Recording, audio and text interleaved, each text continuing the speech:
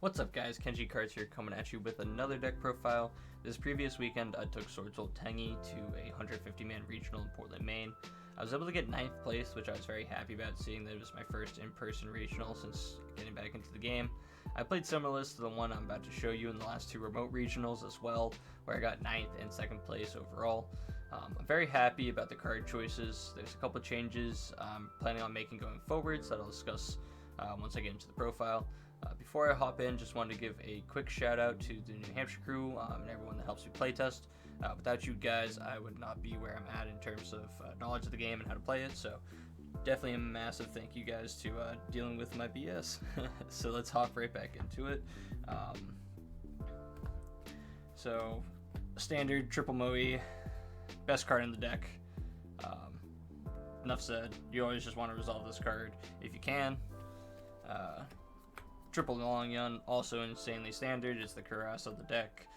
Should never play less than 3 of either of those two cards, and you want to see them in every opening hand. Next card, we play 1 Taya. I played 1 instead of 2.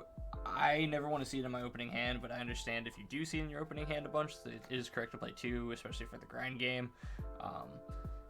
I am going to try playing 2 coming up here in the future and do the 2-2 ratio. But for right now, 1 was working just fine. The most controversial card in my deck, if you ask anyone in our Facebook group, it's Ecclesia. If you play 2 or play 3, I played 3 for this regional. There basically just wasn't a 40th card that I thought was better than just playing the 3rd one for this one, so I just played the 3rd. But I do understand the reasoning, and I actually agree that 2 is kind of correct.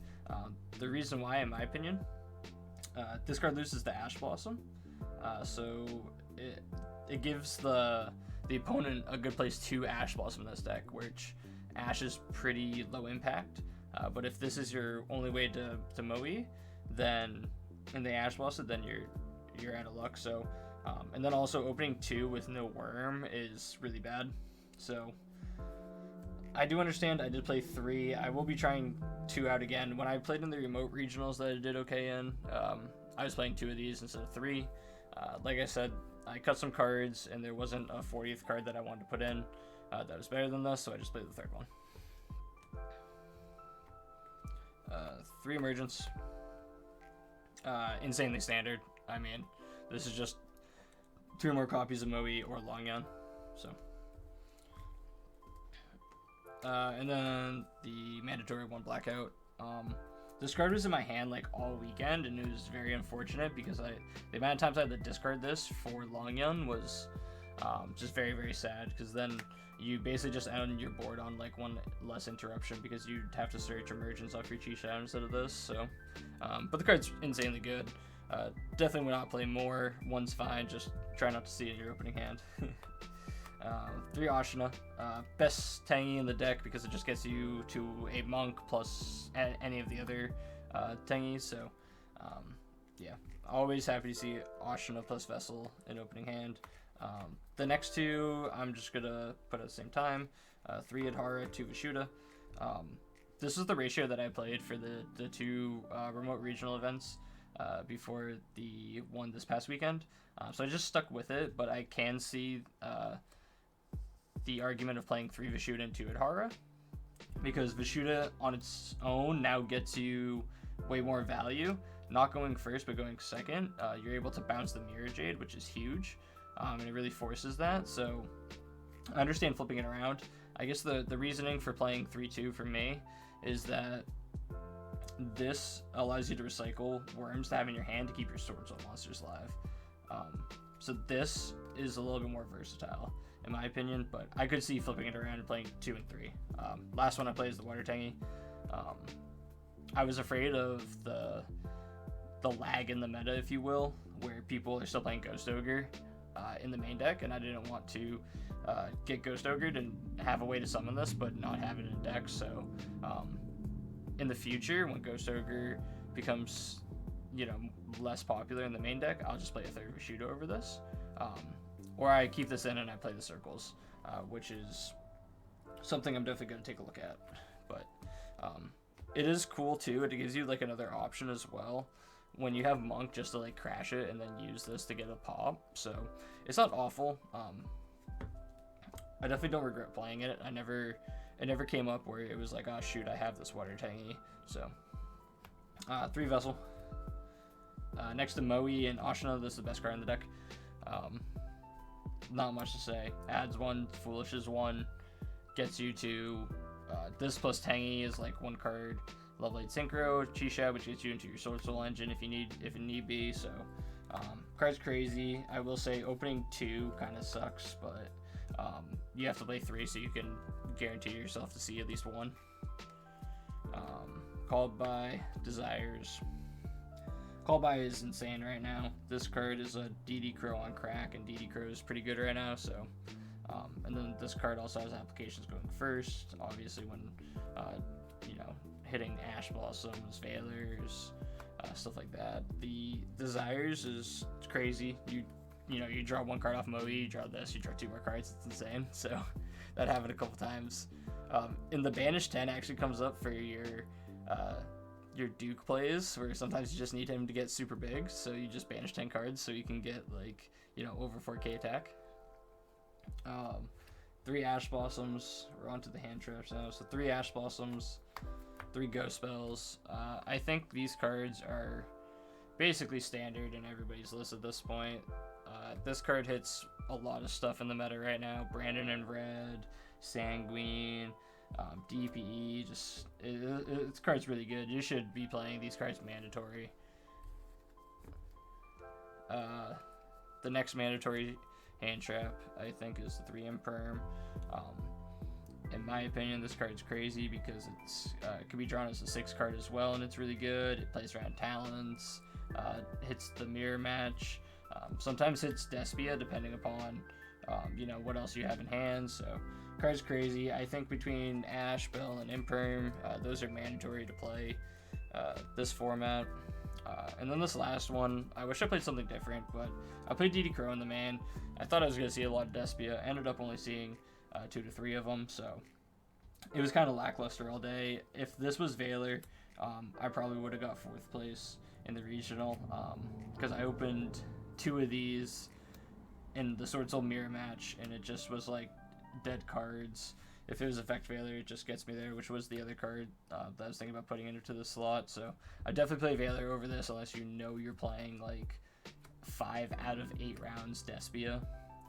Probably just side deck it. Is probably the more correct way. We'll run through the extra deck real quick. Here's some tokens. So I don't play, as you probably saw, the main deck's clean 40, no Despot.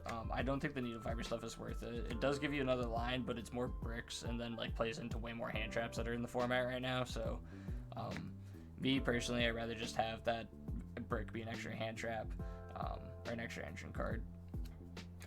The reason I say that is I do play the 3 Monk because I don't play the Needle Fiber stuff. I have more room. 3 Monk's crazy because you can just like spam the Tenyis and like it leaves bodies on board and gets you able to use their effects. So I really like 3. Enough said on that. The Shaman. Shaman's crazy, especially if you get into grind games right now. This card can do a lot for you, especially if you have like a Chi-Shao in the graveyard. Reborning Chi-Shao is pretty good because it gives you a way to negate something that's already on board when you're trying to break boards. Speak of the Devil, the 2 Chi-Shaos, pretty standard. If you're this card's engine plus like negate, so this card is also just basically engage because if you make it with Moe, you draw and search, so pretty crazy. The 1 Draco Berserker, because I play the Shaman, sometimes you need something to go into that can do that. Also, it just it's 3,000 attack on a level 8 that can also get like bigger and has like a banish effect or an actual like quick effect or negate on, not a negate but an interruption on your opponent's turn. So you can also link it into Monk, which is very cool. Then I play the Dragay. This is kind of the flex spot in the deck. You could play something else over this, but I think this card's really good right now because of Brandon Red, Brandon Fusion, right? Being able to just make this when you know your opponent has one of those cards is just very strong. Then we'll do the Yang Zing package. 1 Yazi, 2 Baxi, 1 Chao Fang. Don't make Chao Fang a lot unless you're Baron popping it, search, or Blackout pop it and search. 2 Baxi you have to play. It comes up all the time. Baxi is probably one of the best cards in the extra deck. Spinning cards and then special summoning monsters back from the graveyard, just really, really strong. Yazi you don't make as much, but it does come up. Sometimes, you Taya, or your emergence for Taya, normal summon Taya, emergence, or banish emergence, make Taya level 3, and then Yazi, so it does come up, but not as much as it does with the Neofiber stuff. And then the 3 10s, play the Duke. He's very good. Most of the times when you put him on board, you need him in like weird scenarios, but he normally like wins you the match in all those weird scenarios. So it does exactly what you need him to do in certain scenarios, which is really, really good. And then the best card in the extra deck next to the Chisho is the Sinister. This card just gives you an additional draw, as well as 2 more interruptions on your opponent's turn, which is just crazy. Nobody's playing Nib right now because Despia barely summons like 5 times. So you just make this plus Chisho every opening hand and just draw 2 and add Blackout. And that's 4 interruptions on your board, plus whatever hand traps you drew. So very, very good. Last card is Baron. Only make this going first post side if I've seen that they've played Nib. But most of the times I just make this going second because this card plus one of my side deck cards it just helps you deal with the interruptions that are on multiple fronts. And I'll just kind of get into that right now. The card that I'm talking about is Dark Ruler No More. So explaining this. So I didn't play Droplets, and the reason I didn't play Droplets was because I felt that the discarding of the card for the cost of Droplets was a lot in this deck, where I wanted that card to be more gas to break boards even after the effects have been negated. So the idea is if Dark Ruler can trade for more than 1 interaction, it's already done way more than it needs to do. So if there's like a DP and a Griffin and they have hand traps plus back row, you're able to do this at the DP, the Griffin, Long Yun, make a Baron. Baron in itself pops the back row, but also gives it a negate to play against the hand trap. So this, and then making this going second, was kind of like the idea into boards.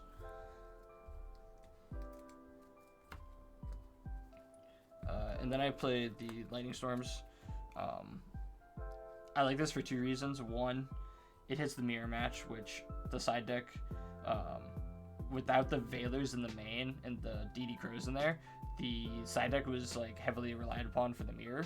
So this card going second and the Dark Rulers going second in the mirror was very good. Just the versatility of this card to be able to, wipe all the monsters, wipe all the spell and traps, was just very, very good. I will play it going forwards, no doubt. And then I played 3 Cosmic. This card could have been Night Beam or Anti-Magic Arrows. I'm gonna be honest with you, I was just a little scared of those 2 cards being kind of shown all over YouTube. So I didn't want people to like preemptively like be using stuff because of that knowledge that's out there that people are playing them in the side deck, which was definitely like a little bit too early of a call for me. I guess people don't watch YouTube like I watch YouTube, so I probably should have played Night Beam or Anti-Magic Arrows over this, but this did fine. And then the 6 going first cards, Anti-Spells and Rivalries. The Rivalries are insane all day. The only problem is that it doesn't hit every single matchup. The Anti-Spells were kind of like lackluster in my opinion, because all the matchups that the Anti-Spells that I wanted to have the Anti-Spell in, Rivalry just did the same thing as the Anti-Spell. So I think in the future the Anti-Spells are going to be dimensional barriers because it helps in the mirror match going first more than Rivalry. So I actually have something to cite in there. But overall, I thought they were fine. Definitely not like bad. Like I wasn't like, oh, I saw Anti-Spell so I lost. They just like weren't as strong of a floodgate, I would say, as the Rivalries were. So yeah, that's the list. Let me know what you guys think. Definitely let me know what you're running, what card choices you guys have been using.